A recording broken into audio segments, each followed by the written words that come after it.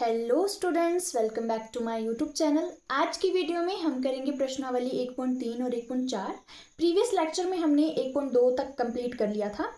Previous lecture में हमने सीखा था कि पूर्णांक क्या होते हैं, उनको कैसे जोड़ा जाता है, कैसे घटाया जाता है।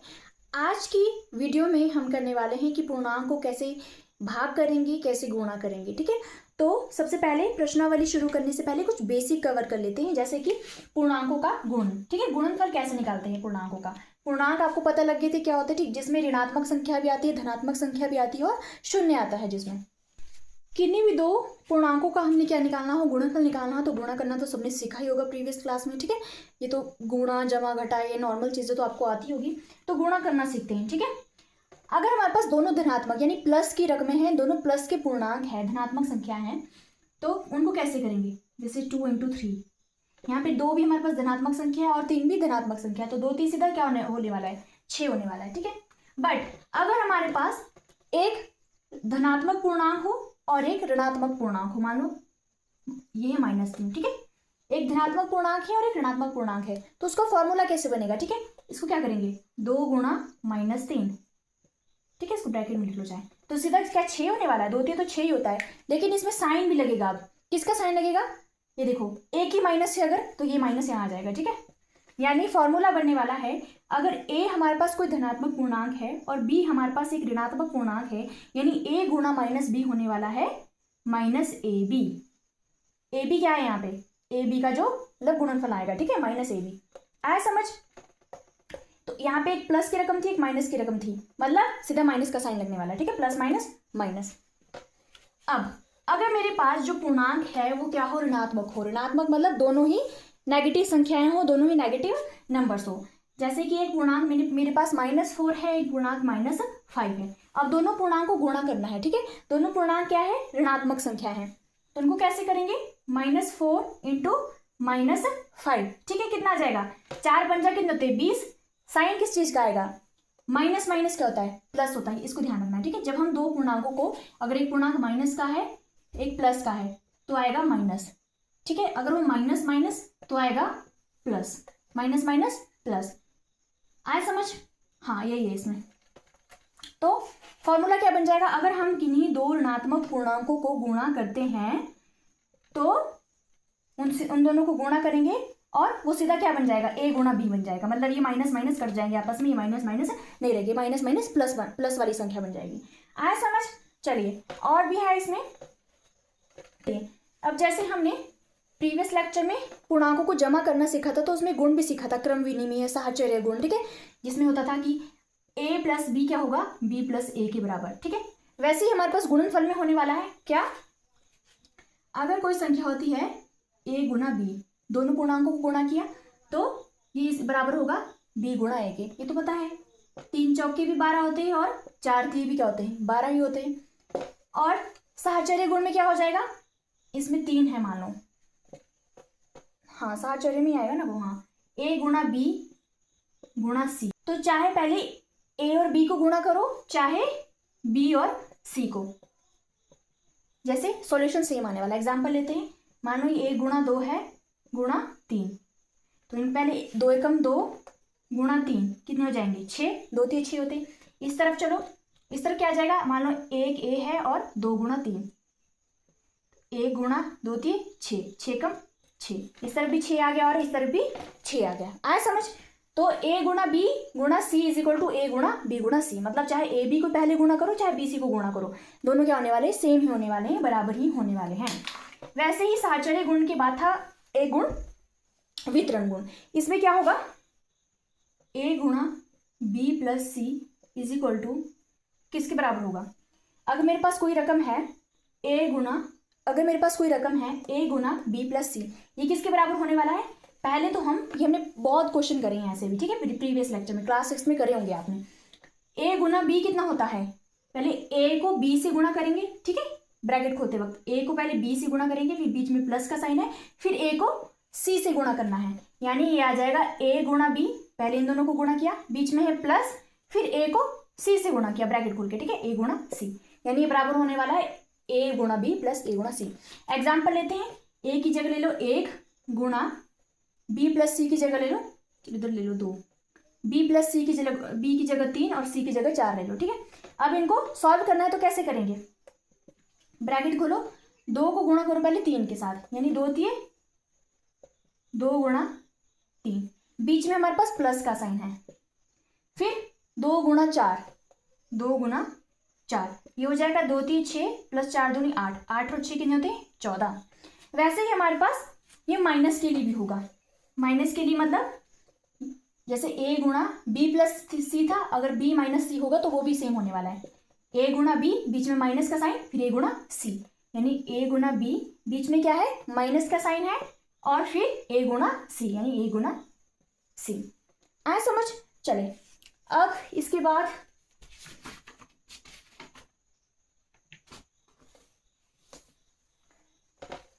चलो सीधे प्रश्नावली 1.3 पे चलते हैं, उससे हमारे को काफी कुछ चीजें पता चल जाएगी, ठीक है।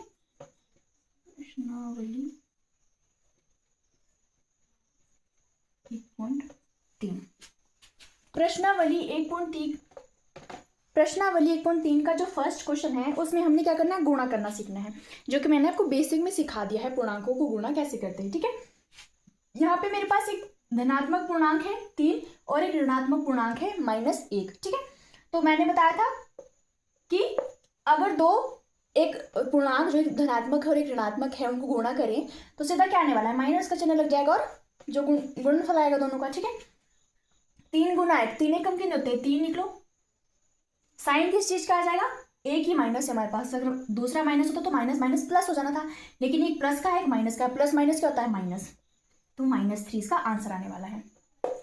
अगला है 225 एकम, 225 साथ में एक ही ऋणात्मक संख्या है -1 और दूसरी धनात्मक, तो माइनस प्लस भी कितना होगा प्लस माइनस, यानी माइनस, ठीक है, -225। अगला है, अब दोनों हमारे पास ऋणात्मक पूर्णांक है, यहाँ पे -21 है और यहाँ पे -30 है, तो इसको कैसे करेंगे, पहले 21 और 30 को गुणा करो, 0 आ जाएगा, 3 एकम 3 और 3 दूनी 6, 630 21 और 30 को गुणा करने पर आता है, और माइनस माइनस कितना होता है प्लस, यानी ये प्लस की यानी धनात्मक ही पूर्णांक बनने वाला है। अगला चलते हैं 316 एकम, 316 साथ में एक ऋणात्मक संख्या है दूसरी भी ऋणात्मक संख्या है, माइनस माइनस क्या हो जाएगा प्लस हो जाएगा, ठीक है, यानी प्लस 316 ही रहने वाला है। अगला चलते हैं, हाँ ये थोड़ा इंटरेस्टिंग है, 15 को गुणा किया है 0 से, फिर उसको गुणा किया है -18 से। इस बात को याद रखना, इसको अपने दिमाग में बिठा लो, कोई भी संख्या अगर हम उनको 0 से क्या करते हैं गुणा करते हैं तो वो 0 ही आने वाला है। कोई भी संख्या हो XYZ, कुछ भी हो, 4000 हो, 5000 हो, 6000 हो या 203 208, उनको 0 से गुणा करने पे क्या आने वाला है 0 ही आने वाला है। किसी भी संख्या को, चाहे ऋणात्मक संख्या हो चाहे धनात्मक संख्या हो, उनको गुणा करने पर 0 ही आने वाला है, यानी कि -0 लगा दिया, ठीक है। 15 गुणा 0 0 होने वाला है, सारा क्या हो जाएगा 0 हो जाएगा। आया समझ, किसी भी संख्या को गुणा करने पर क्या आता है 0 ही आता है, चाहे ऋणात्मक हो चाहे धनात्मक हो। चलिए ये ई तक हो गए थे, अगले पार्ट लिखते हैं। चलिए एच तक मैं करवा रही हूँ, आई और जे आपके लिए एक्सरसाइज होने वाली है, ठीक है। एफ वाले देखो -12 -11 और 10, इस बार हमारे पास 3 पूर्णांक दिए गए हैं, दो ऋणात्मक है और एक धनात्मक है, ठीक है। तो पहले तो सबको गुणा करो, 11 दहाई होते 110, ये आ गया। पहले माइनस माइनस वालों को निपटा लो, ठीक है। माइनस माइनस क्या होने वाला है प्लस होने वाला है, यानी इन दोनों को गुणा करके एक प्लस वाली संख्या आने वाली है, तो इन दोनों को गुणा करो, 12 एकम 12 का 2 हंसलिक 12 एकम 12 और 1 13, 132 आ गया। प्लस की रकम आएगी वो, क्यों माइनस माइनस प्लस होते, दूसरी तो खैर प्लस की है, इसमें तो कोई चेंजेस नहीं आने वाले। तो 132 को 10 से गुणा करेंगे कितना आ जाएगा 1320, क्या आने वाला है आंसर आ जाएगा। अगला चलते हैं 9 गुणा -3 गुणा -6, तो पहले माइनस माइनस को निपटा लो, ठीक है। 9 को ऐसे रहने दो, 6 थी कितने होते 18, माइनस माइनस प्लस वाली ही संख्या आने वाली है, 18 ना 162, ठीक है। चलिए -18 गुणा -5 गुणा -4, इस बार 3 है हमारे पास पूर्णांक दिए हुए और तीनों ही क्या है ऋणात्मक संख्या है, तो ठीक है, इसको ढंग से करना है। पहले इन दोनों को कर लो, ठीक है, इन दोनों को गुणा करो, 18 पंजे कितने होते हैं 90, माइनस माइनस ये आने वाली प्लस की रकम, ठीक है, प्लस की आ जाएगी, गुणा ये बचा -4। अब एक धनात्मक की संख्या है और एक ऋणात्मक संख्या है, तो प्लस माइनस माइनस होगा, माइनस की संख्या आने वाली है, 4 ना 36, 90 चौका कितना हो जाएगा 360। आज समझ। चलिए चलते सेकंड क्वेश्चन की तरफ। सेकंड क्वेश्चन में हमने सत्यापित करना है कि लेफ्ट हैंड साइड बराबर है राइट हैंड साइड के। आ समझ? तो हमने एक फॉर्मूला पढ़ा था, ठीक है, साहचर्य नियम था वो, साहचर्य गुण था, नहीं साहचर्य नहीं था, वितरण गुण था वो, ठीक है, जिसमें क्या पढ़ा था, ए, मैंने बेसिक में कराया था, ए गुना बी प्लस सी किसके बराबर होगा, पहले ए गुना बी प्लस फिर ए गुना सी, पहले इसको इससे गुणा करते हैं, फिर जो बीच में है प्लस, फिर इसको इससे गुणा करना है, ए गुना सी। तो वैसे ही दिए गए हमारे पास एक दोनों तरफ, पहले लेफ्ट हैंड साइड वाला सॉल्व करते हैं, तो लिख लो लेफ्ट हैंड साइड, इसको सॉल्व करते हैं पहले। ये कैसे हो जाएगा, यहाँ पे ए 18 है, बी 7 है और सी -3 है, ठीक है, बीच में प्लस है, तो इसको करो, पहले 18 को गुणा करेंगे 7 से, 18 को गुणा किया 7 से, बीच में है प्लस, फिर 18 को गुणा किया सी से, यानी 18 को -3 से, तो 18 गुणा -3, अब 18 सत्ते कितने होते हैं 126 प्लस 18 दिए 54, बट हमारे पास एक धनात्मक संख्या है, एक ऋणात्मक संख्या है, तो माइनस आ जाएगा, ठीक है, इसको ब्रैकेट में लिख लो, ठीक है, -54 आ जाएगा। अब 126 प्लस माइनस क्या होता है, प्लस माइनस ब्रैकेट खोलेंगे, प्लस माइनस माइनस होता है 54, 126 में से 54 घटा दो, कितने आ जाएंगे, 6 में से 4 गया 2 और 12 में से 5 गया 7, ठीक है, 72 आ गया इस तरफ। अब चलते हैं राइट हैंड साइड पे, ठीक है, राइट हैंड साइड पे चलते हैं, यहाँ पे ऑलरेडी हमारे पास इसको ब्रैकेट खोल के दी गई है, 18 सत्ते 126 गुणा करेंगे प्लस 18 दिए 54 -54, वैसे ही आ जाएगा 126 प्लस -54, 126 में 54 गए 72 आने वाला है, तो लेफ्ट हैंड साइड हमारे पास बराबर होगी राइट हैंड साइड की, ठीक है। इसका जो सेकंड पार्ट है वो आपके लिए एक्सरसाइज है, सेम ऐसा ही होगा, लेफ्ट हैंड साइड निकालो पहले और फिर राइट हैंड साइड निकालो, ठीक है, फॉर्मूला ये लगेगा वितरण गुण वाला। अब चलते हैं थर्ड क्वेश्चन पे।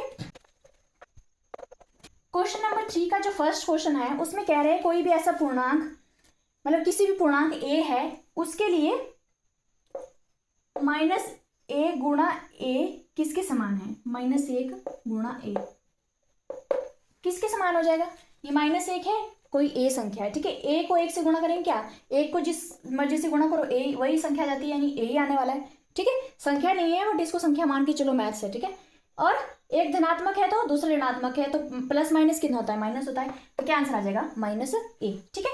सेकेंड पार्ट पे चलते हैं। अब पूर्णांक ज्ञात कीजिए जिसका -1 के साथ गुणनफल, -1 के साथ यहाँ पे कुछ आना चाहिए, ठीक है, यहाँ पे डैश है, -1 के साथ गुणनफल, और पहला पार्ट बोला है अगर 22 आता हो, -22 आता हो, ठीक है, पहले सीधी सी बात तो ये है, एक को जिस रकम के साथ गुणा करेंगे वही रकम आ जाएगी, तो हमारे को 22 चाहिए तो 22 से गुणा करना पड़ेगा, 22। अब चिन्ह का देखो, यहाँ पे -22 है, तो -22 अगर इन दोनों को गुणा करो, 22 से कम 22 और माइनस का 22 बन जाएगा कि नहीं, तो वो संख्या है 22, क्यों, क्योंकि एक ऋणात्मक संख्या है, धनात्मक संख्या है, प्लस माइनस क्या होता है, माइनस होता है, ठीक है। अगला है अगर उस संख्या -1 को, यहाँ पे डैश है, गुणा करें और हमारे पास 37 है, यानी 37 आए, तो पहली बात तो 37 को 37 इसको 1 को 37 से गुणा करने पड़ेगा तभी 37 आएगा, ठीक है, 37 आ गया। अब 37 से कम तो 37 होते हैं, लेकिन ये -37 बनेगा, ठीक है। अब इसको +37 बनाने के लिए ये भी हमारे को ऋणात्मक संख्या बनानी पड़ेगी, यानी -37, माइनस माइनस हो जाएगा प्लस और ये बन जाएगी 37। अगला है -1 को किससे गुणा करें कि 0 आ जाए, डैश इज इक्वल टू 0। मैंने कहा कोई भी संख्या को 0 से गुणा करेंगे तो क्या आ जाएगी, 0 ही आ जाएगा, तो 0 से गुणा कर दो, क्या आ जाएगा, 0 आ जाएगा, ठीक है। चलिए थर्ड क्वेश्चन हो गया, अब चलते हैं फोर्थ क्वेश्चन की तरफ।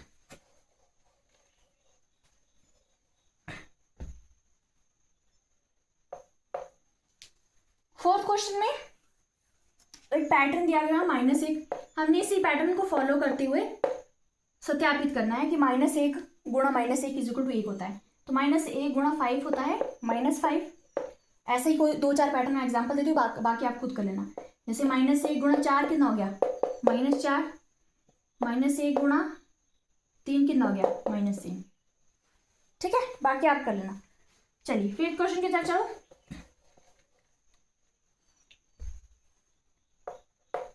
क्वेश्चन का जो फर्स्ट पार्ट है, ए वाला पार्ट, वो करते हैं। इसमें क्या कहा गया है कि अपने आप से क्या करो, सॉरी, उचित गुणों का उपयोग करके गुणनफल ज्ञात कीजिए। अब चलो करते हैं, यहाँ पे देखो ये दोनों अलग से गुणा हो रहे, फिर बीच में प्लस का साइन है, ये दोनों अलग से गुणा हो रहे, ठीक है। तो पहले गुणा गुणा वाले निपटा लो। 26 को 48 से गुणा करो, कितना जाएगा 1248। और एक धनात्मक संख्या है और एक ऋणात्मक संख्या है, यानी एक आ जाएगा, ये माइनस आ जाएगा, ठीक है। माइनस 1248, बीच में क्या है, बीच में प्लस 48 और 36 को गुणा करोगे तो आ जाएगा 1728। दोनों क्या है, ऋणात्मक संख्या है, माइनस माइनस ये प्लस का ही रहने वाला है, ठीक है। अब एक प्लस की संख्या है और एक माइनस की संख्या है, यानी प्लस माइनस माइनस, तो माइनस ही करेंगे। बड़ी रकम है 1728, 1728 में से 1248 माइनस कर दो, कितने आ जाएंगे 400। 8 में 8 क्या 0, 12 में से 4 गया 8, और 16 में से 12 गया 4, 480 आ जाएगा। और बड़ी रकम का चिन्ह, बड़ी रकम हमारे पास 1728 है, इसका चिन्ह लग जाएगा, यानी प्लस 480 आंसर आ जाएगा। चलिए अगला क्वेश्चन है, बी वाला पार्ट उतारती हूँ मैं।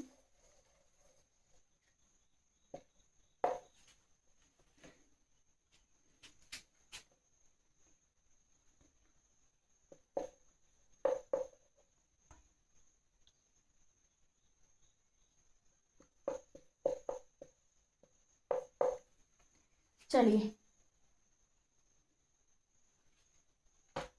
8 गुना 53, 8 को पहले 53 से गुणा करो, फिर माइनस वाले रकम को बाद में देखेंगे। 8 के 24 का 4, और तो 8 पंजे 40 और 2 42, 424 आ गया ये गुणा, ये है माइनस की रकम, माइनस 125, यानी जो भी संख्या आने वाली है वो आने वाली है माइनस की। क्यों, क्योंकि एक माइनस की एक प्लस की है, माइनस प्लस होता है माइनस, ठीक है, प्लस माइनस या माइनस प्लस होता है माइनस। चलिए तो 424 और 125 को गुणा करेंगे, कितना जाएगा, यह जाएगा 53,000, और वो भी माइनस का, ठीक है। चलिए सी वाले पार्ट पे चलते हैं।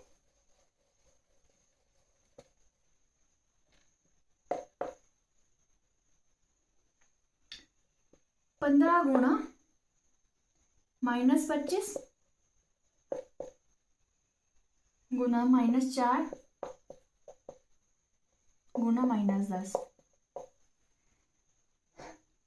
अब पहले इसको करो, इन दोनों को करते हैं, फिर इन दोनों को करते हैं, ठीक है। माइनस का एक प्लस का है, यानी एक रकम तो आगे मानी माइनस की, ये तो माइनस की आने वाली, जो इनको गुणा करके आने वाला है, ठीक है।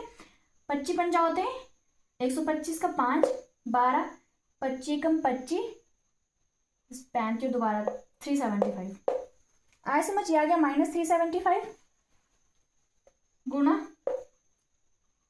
4 दहाई 40, गुणा ही है ना बीच में, हाँ 4 दहाई कितने होते हैं 40 होते हैं, माइनस माइनस यानी प्लस की रकम आ गई है, ठीक है, माइनस माइनस प्लस की रकम आ गई। हाँ इन दोनों को गुणा करेंगे, माइनस की रकम आएगी, क्योंकि माइनस की रकम है, प्लस की रकम है, प्लस माइनस माइनस होता है, पीछे आ जाएगी 0, 5 4 पंजा 20 की 0, हंसल 2, 4 7 28 29 30 की 0, 3 4 3 12 13 14 15, 15,000 क्या आ गया, आंसर आ गया, ठीक है। डी भी चलते हैं, डी वाले पार्ट पे। डी पे हमारे पास -41 गुना 102 दिया गया है, तो जब इन दोनों को गुणा करेंगे, इन दोनों को गुणा करके आ गया 4182, और साथ में एक धनात्मक संख्या है और एक ऋणात्मक संख्या है, दोनों को प्लस माइनस कितना होता है माइनस, यानी -4182 आंसर आ जाएगा, ठीक है। ऐसे ही इसके पार्ट एच तक है, आप बाकी पार्ट आपकी एक्सरसाइज है, आपकी क्या हो जाएगी, प्रैक्टिस हो जाएगी, इसको गुणा करना है, ठीक है, तभी समझ आएगा कि हाँ माइनस माइनस वाली रकमें एक धनात्मक और ऋणात्मक को कैसे होगा, ठीक है, तो प्रैक्टिस से समझ आ जाएगा, ठीक है। अब 6 क्वेश्चन पे चलते हैं हम।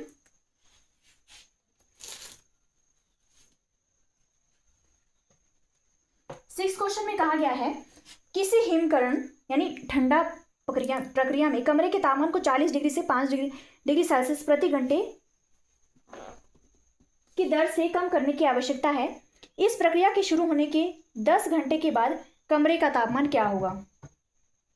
इसको ऐसे समझ लो, ठीक है, बनाते हैं हम, टेम्परेचर का वो बना दिया मैंने, ठीक है, समझने के लिए, आपको समझ आया जो, ठीक है। यहाँ पे 0, ऊपर की तरफ क्या है प्लस वाली रकमें, ठीक है, प्लस वाला टेम्परेचर, नीचे की तरफ माइनस वाला लिख लो, ठीक है, -1 माइनस, ये 5 5 की बनाओ सीधे, ठीक है, उनके बीच में 1 2 3 है, 5 5 की बनाओ, -5 और -10 -15, यहाँ पे आ जाएगा 0, ये 5 10 15 20 25 30 35 और 40।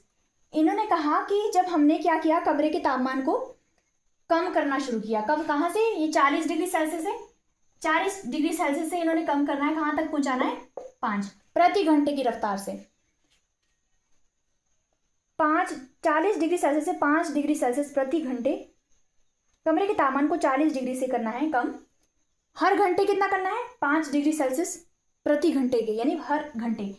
1 घंटे में हमने कितना कम करना है? 1 घंटे में करना है हमने कम टेम्परेचर 5 डिग्री सेल्सियस। तो ये पूछ रहे 10 घंटे में कितना कम होगा। 10 घंटे हमारे पास कहाँ पहुंच जाएंगे? 10 घंटे में किधर पहुंच जाएंगे? करो इसको। 1 घंटे में हमारे पास पहले हुआ 35 डिग्री सेल्सियस से 5 डिग्री सेल्सियस कम हो गया, ठीक है। दूसरे घंटे में 30 आ गया, तीसरे में 25, फिर चौथा, पांचवा, छठा, सातवां, आठवां, नौवां और 10वां, यानी 10 घंटे बाद हम कहाँ पहुंच गए? -10 डिग्री सेल्सियस पे। तो टेम्परेचर क्या हो जाएगा? 10 घंटे में पहुंच जाएंगे -10 डिग्री सेल्सियस पे। क्या आ जाएगा? आंसर आ जाएगा। समझे? चलिए, मैंने इससे डायग्राम से तब समझाया क्योंकि डायग्राम से समझना क्या हुआ, बहुत ईजी होगा। ऐसे दिमाग में घुमाते रहेंगे क्वेश्चन को तो समझ नहीं आएगा, ठीक है। 7 क्वेश्चन पे चलते हैं। 10 प्रश्नों वाले कक्षा टेस्ट में प्रत्येक सही उत्तर के लिए 5 अंक दिए जाते हैं। सही उत्तर के लिए, ठीक है। 7 क्वेश्चन में कह रहे हैं सही उत्तर के लिए 5 अंक दिए जाते हैं।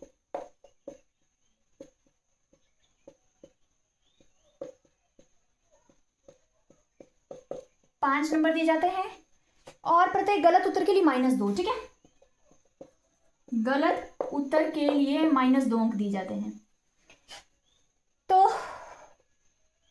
और जब प्रयत्न नहीं किए गए प्रश्नों के लिए 0 दिया जाता है। मतलब अगर आपने क्वेश्चन अटेम्प्ट ही नहीं किया है, छोड़ दिया, जैसे हम पेपर में क्या करते थे, क्वेश्चन छोड़ देते हैं, तो उसके लिए क्या बोल रहे हैं? इसके लिए 0 दे रहे हैं, ठीक है। वो तो मार्क को भी 0 ही मिलता है। तो इसमें 3 पार्ट हैं। पहला पार्ट में कहा है मोहन 4 प्रश्नों का सही और 6 प्रश्नों का गलत उत्तर देता है, उसके द्वारा कितने अंक प्राप्त किए गए, ठीक है। मोहन ने किए 4 प्रश्न सही, तो सही किए जो उसके लिए निकालो। पहले सही किए उसने 4 प्रश्न, हाँ 4 प्रश्न अगर सही किए और गलत किए हैं 6, तो उसके कुल अंक बताने हैं हमने। गलत किए हैं 6, कुल अंक कितने आ गए 20 के। ये कह रहे हैं कि मोहित के कुल अंक कितने आए। सही उसने 4 किए हैं, गलत उसने 6 किए हैं।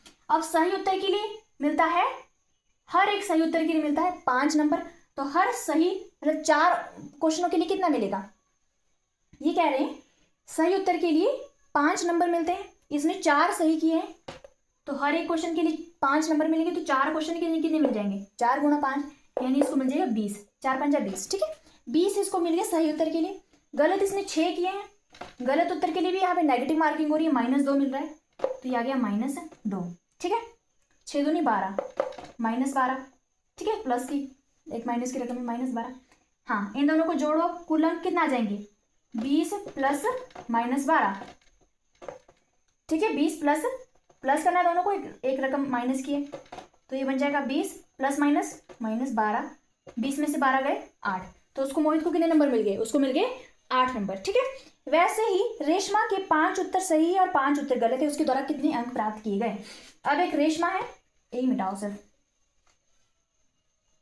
रेशमा के सही 5 है और गलत भी 5 है, तो 5 उसने सही किए, एक सही उत्तर के लिए 5 नंबर है, तो 5 के लिए कितने हो जाएंगे? 5 5 25, ठीक है। 5 से गुणा कर देंगे। वैसे ही गलत उत्तर के लिए -2 से गुणा कर देंगे, 5 दूनी 10, -10 आ जाएंगे। कुल अंक आ जाएंगे 25 प्लस -10 ही आ गया, ये बन जाएगा 25 प्लस माइनस होता है -10, यानी 25 में से 10 गए 15 नंबर, उसको क्या मिल गए? 15 नंबर मिल गए हमारे को, 15 नंबर मिल गए रेशमा के लिए, ठीक है। अगला चलते, हीना ने कुल क्या किए? 7 प्रश्न किए उसने। हीना ने कुल 7 प्रश्न किए हैं, उनमें से 2 का उत्तर सही है और 5 का उत्तर गलत है। हाँ, 5 का उत्तर गलत है। अब हीना ने 7 क्वेश्चन सही किए थे, ठीक है। कुल 7 क्वेश्चन किए उसने, उसमें से 2 सिर्फ सही है और बाकी 5 का उत्तर गलत है। चलिए तो निकालते हैं इसको। सही इन्होंने 2 किए हैं, तो 5 दूनी 10, एक क्वेश्चन का 5, 2 क्वेश्चन का 10 मिल गया इसको। गलत उसने 5 किए हैं, हर एक के लिए नेगेटिव मार्किंग लगेगी, -2 की, 5 दूनी 10, -10 आ गया। कुल अंक कितने बन जाएंगे इसके? 10 प्लस -10, यानी कि ये बन जाएगा 10 प्लस माइनस कितना था? -10। 10 में से 10 गया 0, उसको मिले 0 अंक, 0 मार्क्स मिल गए उसको, ठीक है। चलिए 8th क्वेश्चन की तरफ चलते हैं। 8th क्वेश्चन में कहा गया है एक सीमेंट कंपनी को सफेद सीमेंट बेचने पर 8 रुपए प्रति बोरी की दर से लाभ होता है और ग्रे रंग की यानी स्लेटी रंग की सीमेंट बेचने पर 5 रुपए प्रति बोरी की दर से हानि होती है। ठीक है, तो ए वाला पार्ट, किसी महीने में वह कंपनी 3000 बोरियां सफेद सीमेंट की और 5000 बोरियों में ग्रे स्लेटी रंग के सीमेंट की बेचती है, उसका लाभ और हानि, लाभ है या हानि जो भी है क्या है। ठीक है, लाभ कब होता है उसको,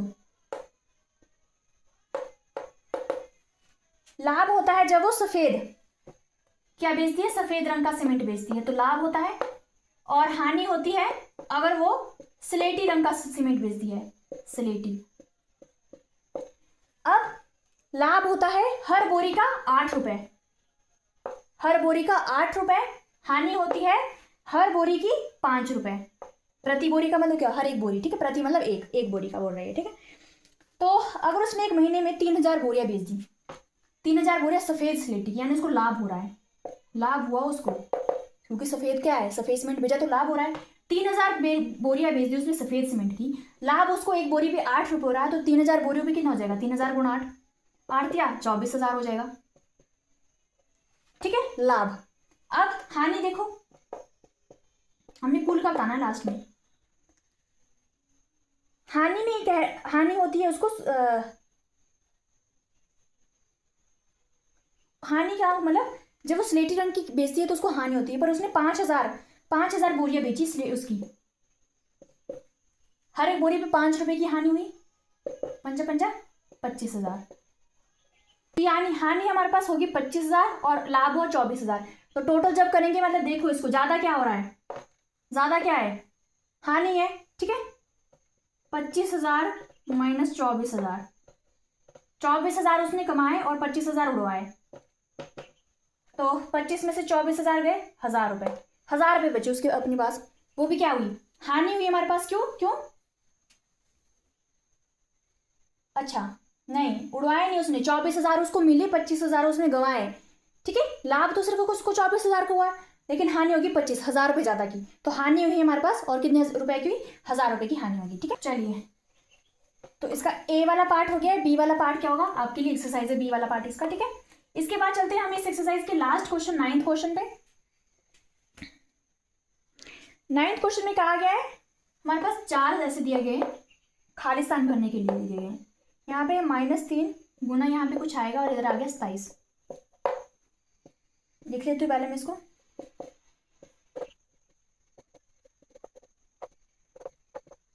चलिए ऐसी कोई रकम है जिसको 3 से गुणा करेंगे तो 27 आएगा, 3 के पहाड़े में 27 आता है कि नहीं, 3 9 कितने होते हैं, 27 होते हैं, 3 9 कितने होते हैं, 27 होते हैं। बट हमारे को क्या चाहिए, प्लस का 27 चाहिए, तो ये तो माइनस का 27 बन जाएगा, क्योंकि एक माइनस की एक प्लस की है। ठीक है, इसको प्लस का 27 बनाने के लिए इसको भी माइनस का कर दो, तो माइनस माइनस हो गया प्लस, 9 होती है 27 आ गया। ठीक है, यहाँ पे आ गया -9। अगला चलते वैसे ही होगा, हमारे को माइनस की रकम चाहिए, तो एक तो हमारे पास धनात्मक संख्या है, यानी दूसरी क्या होगी, जो भी आएगी ऋणात्मक संख्या होगी, तभी हमारे पास एक ऋणात्मक संख्या आएगी। तो 5 7 कितने होते हैं, 35 होते हैं, तो -7 आ जाएगा। वैसे ही यहाँ पे -8 है 56, 7 8 56 होते हैं।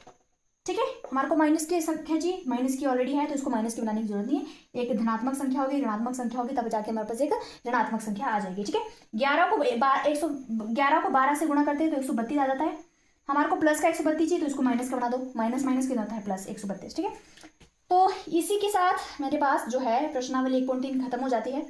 अब हम चलेंगे, मिलते हैं नेक्स्ट लेक्चर में 1.4 एक्सरसाइज उसमें करेंगे, क्योंकि ये लेक्चर बहुत ज़्यादा बड़ा हो गया है, तो प्रश्नावली 1.4 से पहले भाग वाले और बेसिक भी बड़ा है, अगर एक्सरसाइज होती तो मैं इसके साथ साथ इसी लेक्चर में कंप्लीट करा देती। बट अब नेक्स्ट लेक्चर में मिलते हैं आपको, तब तक के लिए thank you for watching this video till the end, have a nice day.